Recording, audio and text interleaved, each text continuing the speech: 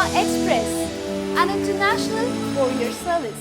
Telugu cinema చరిత్రలో తనకంటూ ఓ ప్రత్యేకతను ఏర్పరచుకొని చరిత్ర సృష్టించిన అగ్ర హీరో మెగాస్టార్ చిరంజీవి చిరుజీవిగా నట ప్రస్థానాన్ని ప్రారంభించి తన నటనతో ప్రేక్షక హృదయాల్లో చిరంజీవిగా నిలిచిపోయారు. ఈ క్రమంలో ఆయన ఎన్నో కష్టాలు పడ్డారు.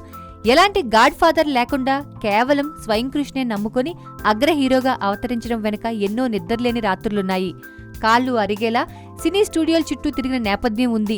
చదువుకునే రోజు నుంచే నటనపై మక్కువ పెంచుకున్న శివశంకర్ వరప్రసాద్ సినీ ఫీల్డ్లోకి వెళ్తానంటే ఇంట్లో వాళ్లు ఒప్పుకోరు అని భావించి తండ్రికి అబద్ధం చెప్పి చెన్నైకి చేరుకున్నారు. మద్రాసులో మకాం పెట్టిన తర్వాత సినిమాల్లో అవకాశాలు రావడం అంత తేలిక కాదని తెలిసింది. అప్పట్లో తనలాగే సినిమాల్లో నటించాలని మద్రాసు చేరుకున్న సుధాకర్, హరిప్రసాద్లతో కలిసి టీ నగర్లోని విజయరాఘవాచారి రోడ్డులోని ఓ పెంట్ హౌస్ ని రెంట్కి తీసుకున్నారు చిరంజీవి. అదే ఇంట్లో సినీ దిగ్గజాలు ఎన్టీఆర్, ఎస్వీఆర్ కూడా నివాసం ఉండేవారట. వారిలాగే తను కూడా సినిమాల్లో నటించి పేరు తెచ్చుకోవాలని చిరంజీవి కలలు కనేవారట. ఒకే రూంలో ఉండే చిరంజీవి, సుధాకర్, హరిప్రసాద్లు పగలంతా అవకాశాల కోసం స్టూడియోల చుట్టూ తిరిగి రాత్రికి ఇంటికి చేరుకునేవారట.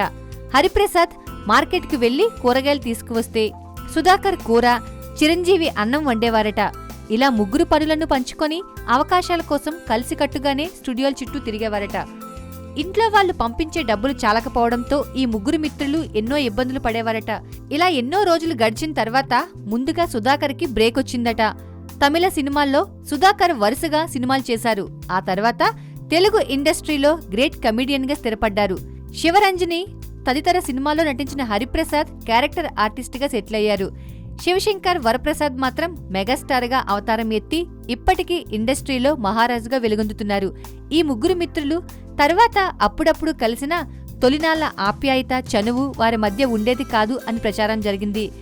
శివశంకర్ వరప్రసాద్ మెగాస్టార్ అయిన తర్వాత ఆయన ఆలోచనలో మార్పు వచ్చిందని, చిరంజీవి మంచివాడే అని, అయితే ఆయన చుట్టూ ఉన్న వ్యక్తులు తమతో కలవకుండా చేశారని సుధాకర్ అప్పట్లో చెప్పేవారు. ఏది ఏమైనా చిరంజీవి ఓ మంచి స్నేహితుడు అని చెప్పారు. తను ఆపదలో ఉన్నప్పుడు చిరంజీవి ఆదుకున్నారని సుధాకర్ గుర్తు చేసుకున్నారు. ఇది చిరంజీవి ముగ్గురు మిత్రుల కథ.